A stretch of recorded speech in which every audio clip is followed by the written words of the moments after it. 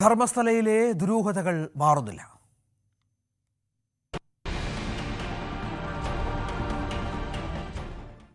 കഴിഞ്ഞ കുറേ ദിവസമായി രാജ്യം ചർച്ച ചെയ്യുന്ന ഒരു വളരെ ദുരൂഹമായ സ്ഥലമാണ് ധർമ്മസ്ഥല. ന്യൂസ് 18 ഈ വാർത്തയുമായി ബന്ധപ്പെട്ട വിശദാംശങ്ങൾ ആദ്യം മുതൽ തന്നെ പുറത്തു കൊണ്ടുവന്നത്. ധർമ്മസ്ഥലയിലെ ദുരൂഹ മരണങ്ങൾ അന്വേഷിക്കുന്ന SIT സംഘം ഇന്ന് അവിടെ തിരച്ചിൽ നടത്തുകയുണ്ടായി. ഈ സംഘത്തിൽ അവിടുത്തെ ആക്ഷൻ കമ്മിറ്റി ഇപ്പോൾ പ്രതീക്ഷ അർപ്പിച്ചിരിക്കുകയാണ്. DGPയുടെ നേതൃത്വത്തിലുള്ള സംഘത്തിന് സത്യം പുറത്തു കൊണ്ടുവരാനാകുമെന്നാണ് ഇവർ പ്രതീക്ഷിക്കുന്നത്. +2 വിദ്യാർത്ഥിനി സൗജന്യയുടെ കൊലപാതകത്തെ തുടർന്ന് രൂപീകരിച്ച ആക്ഷൻ കമ്മിറ്റിയാണ് ധർമ്മസ്ഥലയിലെ കൊലപാതക പരമ്പര സംബന്ധിച്ച വെളിപ്പെടുത്തലിലേക്ക് നയിച്ചത്. ക്ഷേത്രവാസി കൂടിയായ സൗജന്യയുടെ അടക്കം ചെയ്ത പ്രദേശം ഇന്ന് ദൈവിക തുല്യമാണ്. KV ബൈജു ഏറ്റവും പുതിയ വിവരങ്ങളുമായി ചേരുകയാണ്. ബൈജു, കാര്യമായ പരിശോധനയുണ്ട്, കൂടുതൽ തെളിവുകൾ ശേഖരിക്കാനുള്ള നീക്കത്തിലാണ് അന്വേഷണ സംഘമെന്ന് മനസ്സിലാകുന്നു. നമുക്കറിയാം, തുടക്കത്തിലൊക്കെ കുറേയൊക്കെ പ്രശ്നങ്ങൾ അന്വേഷണവുമായി ബന്ധപ്പെട്ടുണ്ടായിരുന്നു. രൂപീകരണത്തിലൊക്കെ ആശയക്കുഴപ്പം, സംഘത്തലവന്മാർ മാറുന്ന പശ്ചാത്തലം, ആ വിഷയങ്ങളൊക്കെ മാറി ഇപ്പോൾ അന്വേഷണം കാര്യക്ഷമമായി നടക്കുന്നുവെന്നാണോ? എന്താണ് ആക്ഷൻ കമ്മിറ്റി അംഗങ്ങൾ നൽകുന്ന പ്രതികരണം? രഞ്ജിത്തെ, നിർണായക ഘട്ടത്തിലേക്ക് ധർമ്മസ്ഥല കൂട്ടക്കൊലപാതക വെളിപ്പെടുത്തലിൽ ഇപ്പോൾ SIT സംഘം കടന്നു എന്ന് പറയേണ്ടി വരും. 30 ഇടങ്ങളിലാണ് ഇത്തരത്തിൽ മാർക്ക് ചെയ്തിരിക്കുന്നതെന്നാണ് ഏറ്റവും പുതുതായി നമുക്ക് നൽകാൻ കഴിയുന്ന വാർത്ത. അതായത് മൃതദേഹങ്ങൾ കുഴിച്ചിട്ടെന്ന് പറയുന്ന സ്ഥലം, അവിടെ 30 ഇടങ്ങളിൽ ഇപ്പോൾ മാർക്ക് ചെയ്തിരിക്കുന്നു. 100ഓളം മൃതദേഹങ്ങൾ, അതായത് സ്ത്രീകളുടെയും അതുപോലെ തന്നെ പ്രായപൂർത്തിയാകാത്തവരെയും ഉൾപ്പെടെയുള്ള മൃതദേഹങ്ങൾ ഇവിടെ കുഴിച്ചിട്ടെന്നാണ് വെളിപ്പെടുത്തൽ. ആ സ്ഥലങ്ങളിൽ 30 സ്ഥലങ്ങൾ ഐഡന്റിഫൈ ചെയ്ത് അവിടെ മാർക്ക് ചെയ്ത് വെച്ചിരിക്കുന്നു എന്നാണ്. 100 മൃതദേഹം ഇത്തരത്തിലുണ്ട് എന്ന് പറയുന്നു.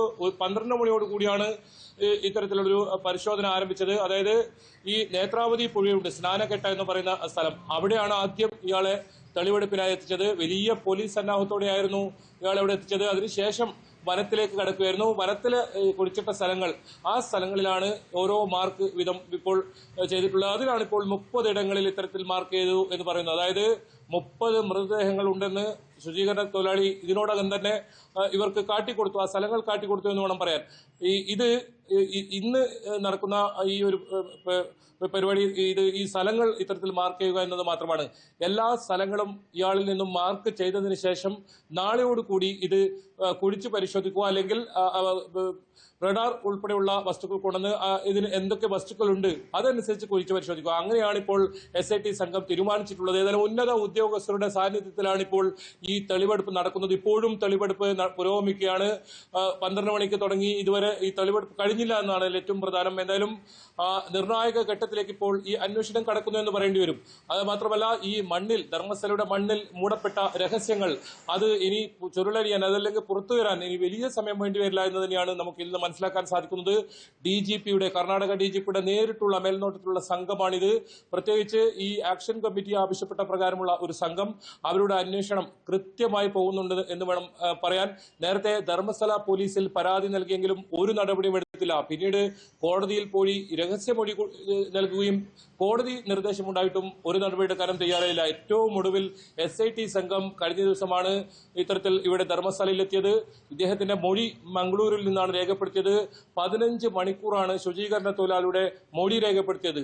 എന്തായാലും നിർണായക വിവരങ്ങൾ ഇയാൾ ഈ അന്വേഷണ ഉദ്യോഗസ്ഥർക്ക് കൈമാറിയിട്ടുണ്ട്. ഇത് ആരാണ് തന്നെ കൊണ്ട് ചെയ്യിച്ചത്, ഈ സൂപ്പർവൈസർമാരുടെ പേരുകൾ, അത്തരം കാര്യങ്ങളൊക്കെ വെളിപ്പെടുത്തിയിട്ടുണ്ട്. എന്തായാലും നിർണായകമാണ്. ഇനി വരുന്ന ഓരോ മണിക്കൂറുകളും ധർമ്മസ്ഥലയിൽ നിർണായകമാണ്.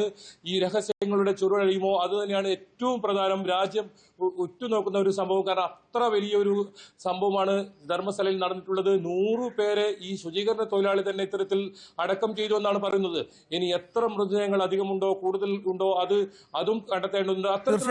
അന്വേഷണ സംഘം വലിയ തോതിലുള്ള അന്വേഷണത്തിൽ ആണ്. വലിയ പുരോഗതി ഇതുമായി ബന്ധപ്പെട്ടുണ്ടായിട്ടുണ്ടോ എന്നാണ് മനസ്സിലാകുന്നത്. അന്വേഷണം തുടരും. കൂടുതൽ തെളിവെടുപ്പ് നാളെയും മറ്റന്നാളുമായി തുടരുമെന്നുള്ള വിവരം കൂടി KV ബൈജു പങ്കുവെക്കുന്നുണ്ട്. ഇന്ന് വളരെ പ്രധാനമായ